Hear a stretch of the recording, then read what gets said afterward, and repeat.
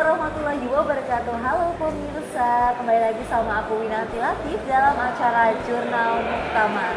Untuk memberikan kesan kepada Muktamirin dan juga penggembira Muktamar, panitia menyediakan merchandise khusus loh, dibuat oleh panitia melalui beberapa vendor yang telah diseleksi nih.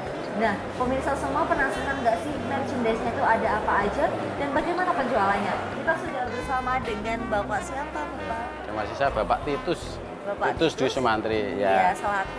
Selaku koordinator dari koordinator dari merchandise. Koordinator merchandise dan ya. juga dengan Mbak. Saya Zia Amalia, pendamping dari merchandise. Pendamping merchandise. Nah, pemirsa kita sudah bersama Bapak Titus selaku koordinator merchandise dan juga Mbak Zia nih selaku pendamping merchandise begitu ya Mbak ya. Nah, untuk Bapak Titus, merchandise yang dijual dalam Muktamar ke-48 ini ada apa saja tuh Pak? Ya, terima kasih kepada Mbak siapa? Wina saya. Mbak Wina, oke. Jadi ada beberapa item merchandise yang kita jual ke teman-teman penggembira maupun peserta Muktamar. Yang pertama tentunya kaos seperti yang saya pakai ini. Jadi kaos ini memiliki tema seperti ini. Kemudian ada logo batik yang mencirikan ini kita ada di Solo.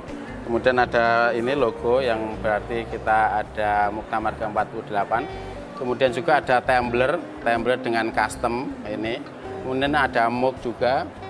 Dan ada beberapa merchandise lain seperti bantal leher, kemudian pin, gantungan kunci, ya semuanya bagaimana syiar Muktamar itu sampai kepada warga Muhammadiyah.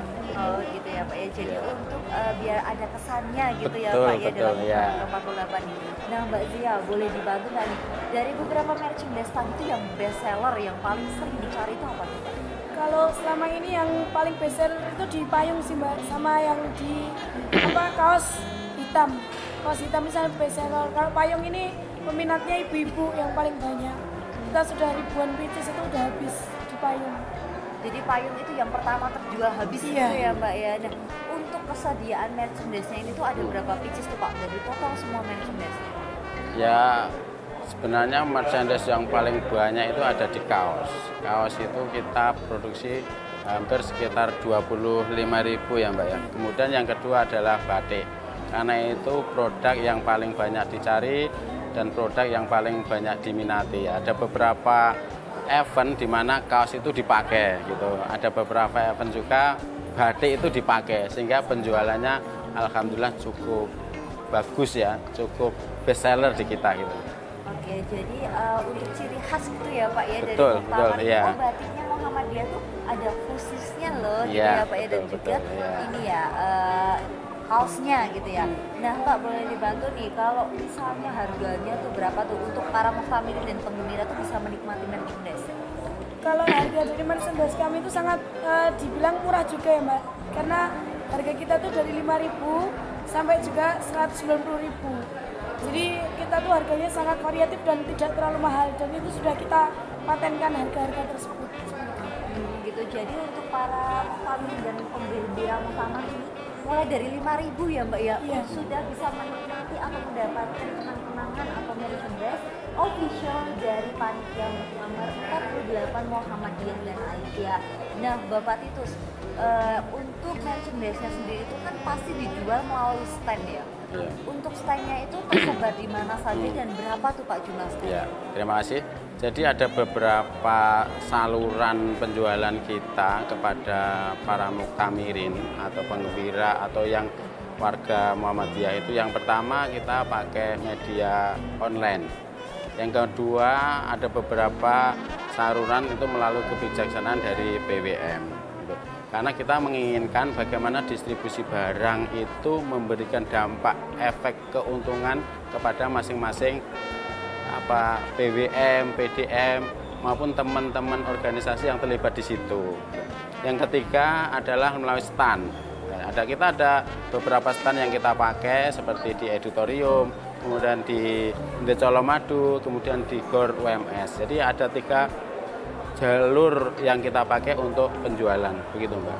Gitu. Jadi untuk offline-nya di stand-stand tadi ya Pak ya, ada di Editorium UNS, di GOR UMS dan juga di Colomadu ya. Manahan juga. Di Manahan juga ada ya. Nah, untuk penjualannya nih Mbak, apakah hanya di offline saja atau bisa melibatkan media online juga tuh Mbak? Untuk saat ini alhamdulillah kita main di online juga Mbak. Ada marketplace kita itu ada di Shopee, di Tokopedia, sama main di Instagram. Jadi kita main Instagram bisnis itu. Jadi untuk platform media tuh untuk para muktamimnya nggak bisa hadir masih bisa menikmati Iya, merchandise gitu benar. ya Pak ya. Harapannya begitu. Untuk merchandise-nya sendiri selama 3 hari, 3 sampai 4 hari ini sudah laku berapa banyak tuh Pak? Oh ya. Jadi sebenarnya untuk merchandise itu kita mulai sudah hampir 3 bulan yang lalu. Ya. Jadi penjualan ini hanya puncaknya ketika para penggembira maupun peserta itu datang. Jadi sebagaimana amanah dari kepanitiaan muktamar itu kita ditargetkan untuk tim merchandise dan sponsorship itu 8 miliar.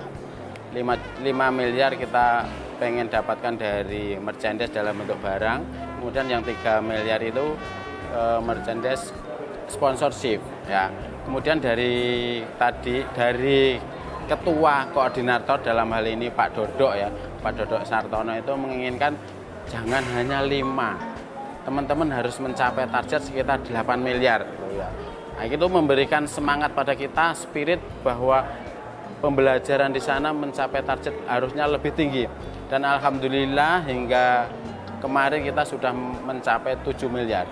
Dan alhamdulillah, dan semoga harapan kita nanti untuk hari ini, karena ini puncaknya di stand itu kita bisa mencapai target 8 miliar. Gitu Ya, ya, mohon Pak. doanya untuk teman-teman maupun para penggembira maupun muktamirin semua sehingga kita lebih semangat kalau target tercapai begitu. Terima kasih. Gitu. Nah, untuk pemirsa semuanya tadi sudah di-spill nih. Harganya berapa, merchandise-nya apa aja, untuk pembeliannya seperti apa sudah di-spill. Bahkan untuk harga 5.000 kalian bisa menikmati merchandise official dari Muktamar ke-48 ini. Nah, setelah ini kayaknya kita mau bahas lebih mendalam mengenai omset, boleh ya Pak ya? Boleh, Tapi boleh. tunggu dulu, jangan kemana-mana karena setelah ini ada yang mau lewat dulu nih. Untuk itu tetap saksikan Jurnal Muktamar. Solo saling ukhuwah, Muktamar satukan langkah bersama majukan Indonesia. Solo saling ukhuwah, Muktamar satukan langkah bersama majukan Indonesia. Oke, balik lagi di Jurnal Muktamar bersama aku Wina dan juga Bapak Titus dan Mbak Zia nih. Nah, tadi kan sudah di-spill sedikit nih sama Bapak Titus mengenai omset dan target penjualan merchandise nih. Nah, Mbak Zia, boleh tolong nih ini nggak lebih dalam lagi nih. Untuk saat ini sudah berapa pieces merchandise yang terjual dan untuk saat ini apakah targetnya sudah tercapai untuk omsetnya atau seperti apa tuh Mbak Zia? Ya alhamdulillah ya Mbak, kita untuk barang yang sudah kita jual itu dari ribuan pieces karena kita produksi sekitar kaos 25.000. Ini tinggal berapa ratus pieces saja. Jadi kita sudah mengakumulasikan penjualan itu, kita dari target 5 jadi 8 itu kita kemarin kan di angka 7, berapa miliar. Ini ketika sudah mendekati penutupan ini kita insya Allah menutup 8 miliar ini. Seperti itu. Masya Allah, baik. Semoga ya. Ini ya antusias dari Mukhtamirin itu sangat tinggi Sangat ya, luar Mbak, biasa. ya. Dan stok kami kan udah banyak yang habis juga Mbak. Jadi ketika pengen ini ada barangnya tapi ukurannya nggak ada seperti itu. Jadi peminatnya banyak, cuman support kita di akhir ini kan kurang karena memang kita menyesuaikan kebutuhan yang sudah kita plottingkan. Oh gitu ya Mbak. Nah, untuk dari beberapa merchandise seperti kaos, mug, dan juga tumbler itu kan pasti banyak vendor ya Bapak ya. Betul. Nah, untuk pendaftaran UMKM-nya sendiri atau seleksi Ya. vendornya itu seperti apa? Ya, terima kasih. Jadi untuk vendor itu ada beberapa yang kita buat sebagai bentuk kriteria. Pertama, seksi atau bidang merchandise ini bidang yang beda dengan bidang yang lain. Kalau bidang yang lain itu untuk pendanaan disupport dari atas, dari panitia. Tapi untuk merchandise ini memang spesial ya. Kita malah diminta untuk mensupport. Nah, bahkan ya Mbak Zia ya, bahkan kita itu sampai hari ini tuh masih 0 rupiah ya minta dana dari panitia. Itu makanya beberapa pendukung atau kriteria vendor itu sangat menentukan. Ya, terus terang pertama vendor yang kita harapkan itu dari segi harga. Harga produksi itu kompetitif. Yang kedua, support dana mereka kuat karena kita akan minta pendanaan dulu. Jadi mereka modali dulu, bagaimana kita berputar, kemudian kita masuk di situ. Yang ketiga, kualitas. Jadi walaupun kita menginginkan harga yang ya murah atau terjangkau, biaya produksinya rendah, tapi secara kualitas kompetitif gitu. Nah, itu bisa memberi support kita sampai hari ini itu bisa memproduksi barang dalam jumlah banyak hingga tadi sebutan Mbak Ya itu sampai 25.000 dengan modal 0 rupiah itu karena support dari vendor gitu. Jadi mungkin dalam hal ini saya juga mengucapkan terima kasih ya kepada beberapa vendor yang sudah mensupport kita baik dalam bentuk pemodalan, produksi dan sebagainya gitu. Dan semoga nanti apa yang kita lakukan tercapai, kita bisa segera menyelesaikan apa yang menjadi tanggungan kita untuk vendor begitu. Iya, nah Mbak Zia dan juga pemirsa tadi kan sudah di-spill vendornya tuh harus yang gimana aja sih, harganya kompetitif, yang mampu atau yang mau untuk mendanai dulu gitu ya Pak ya kasarannya. Nah Mbak Zia boleh tolong dijelaskan nggak nih untuk seleksi vendor mulai dari pendaftaran sampai ini vendor ini ditentukan kita pakai vendor A, vendor B itu gimana tuh Mbak seleksi? Kalau kemarin sih kita penentuan itu mereka pengajuan terlebih dahulu nih. Sama dari Pak Titus dan koordinator kita Pak Dodo itu punya channel, itu kita seleksi. Jadi mana yang masuk di kita yaitu yang pemenang tendernya. Ketika kita ada kebutuhan mungkin kayak kemarin itu sempat support kaos itu kurang Mbak. Jadi stok kami itu sampai di gudang tuh kurang. Akhirnya tim produksi ngepas bagaimana kita bisa memproduksi dalam waktu dekat. Nah itu kita membuka vendor baru lagi dan itu alhamdulillah kita juga mendapatkan support dari vendor-vendor yang baru itu seperti itu. Gitu ya Mbak. Jadi untuk vendornya itu mendaftarkan diri dulu, lalu diseleksi setelah itu diumumkan siapa yang menang tender dan untuk apabila kekurangan kita buka vendor baru gitu ya. Nah untuk dari vendor-vendornya itu kan dari UMKM betul ya Bapak ya? Itu UMKM itu dari mana saja Pak? Apakah dari Solo saja atau dari mana? Iya. Ini sebenarnya ketika kita diminta untuk keliling ke beberapa daerah ya, sempat saya dan Pak Dodo Sartono kemudian ditemani Mbak Iya dan teman-teman yang lain tuh keliling ke beberapa kota di wilayah misalnya di Jawa Timur, kemudian di Banten, sempat ke Sumatera. Kita umumkan monggo bagi bapak-bapak di wilayah itu yang punya vendor, punya usaha dan sebagainya bisa melakukan penawaran ke kita. Jadi dalam hal ini tidak hanya seputar Solo. Terus kayak batik itu kita supportnya dari UMKM karena di sekitar sini itu yang terbanyak itu dari Sragen. Kita minta dari Sragen. Kemarin itu ada satu daerah tertentu itu memiliki kekasan produksi batik. Nah, satu desa apa satu itu. Nah, di situ ada warga Muhammadiyah yang agak support, kemudian dia sebagai donatur lazis dan sebagainya siap mendukung. Jadi seperti itu. Tidak hanya sebatas wilayah Solo. Tapi yang terpenting kriteria tadi masuk, mau support dana, harga, kualitas dan tadi kecepatan. Termasuk tadi sama Mbak Zia, besok 3 hari harus produksi. Mereka siap enggak? Lah kalau mereka mampu itu menjadi kriteria kita juga gitu. Oh, gitu itu ya, Mbak. Ya. Nah, untuk pemirsa semuanya nih, tadi kan udah bahas vendor, harga juga udah. Ini pembelinya dari mana aja ya? Penasaran kan? Jangan kemana-mana karena setelah yang lewat ini kita akan tanya-tanya lagi nih sama Pak Titus dan juga Mbak Zia, tetap di Jurnal Muktamar. Solo saling ukhuwah, Muktamar satukan langkah bersama majukan Indonesia. Solo saling ukhuwah, Muktamar satukan langkah bersama majukan Indonesia. Nah pemirsa, balik lagi di Jurnal Muktamar bersama aku Winanti Latif dan juga Pak Titus dan Mbak Zia nih. Tadi kita sudah ngomongin banyak hal nih, termasuk dari vendornya, omsetnya, harganya juga udah kita omongin. Nah, Mbak, kalau untuk pembelinya sendiri nih, paling banyak tuh pembeli dari daerah mana? Apakah Solo aja atau luar pulau bahkan ada tuh Mbak? Kalau terkait pembeli ya Mbak, itu karena kita ada target PWM tadi, jadi kita seluruh PWM Jateng itu pasti membeli di kita. Karena kita ada target di PWM Jateng kan ada 35 kabupaten ya. Itu targetnya dari 100 juta sampai 150 juta. Terus setelah itu kita juga ada dari Jawa Barat, Jawa Timur, Bali, Sumatera, dan lain-lain. Jadi jangkauan kami itu seluruh Indonesia untuk pembelian. Kalau pembeli offline itu kita lebih memaksimalkan kunjungan. Karena di Pramuktamar kemarin kan kita membuka kunjungan banyak, Mbak. Dari kunjungan luar Jawa, kunjungan Jawa, terutama Jogja itu kan banyak. Nah, di situ pembelinya juga banyak. Yang kedua itu kita di marketplace, itu juga luar biasa. Minatnya itu sampai saat ini kita sudah puluhan juta juga yang sudah kita dapatkan di marketplace itu sendiri. Seperti itu ya Mbak ya. Jadi untuk pembelinya itu nggak harus dari Jawa, tapi juga bisa dari luar pulau ya Mbak ya. Iya. Bahkan dari Bali, dari Sumatera itu pembelinya juga banyak banget gitu ya Mbak ya. Nah Mbak, tadi kan ada banyak banget stand yang tersebar ya, mulai di Colomadu, UMS, Editorium, di Manahan juga ada. Tapi sepertinya kalau dilihat-lihat itu juga banyak juga pedagang yang non official ya Pak ya. Untuk dari tanggapan Bapak sendiri mengenai pedagang yang non official itu seperti apa? Iya.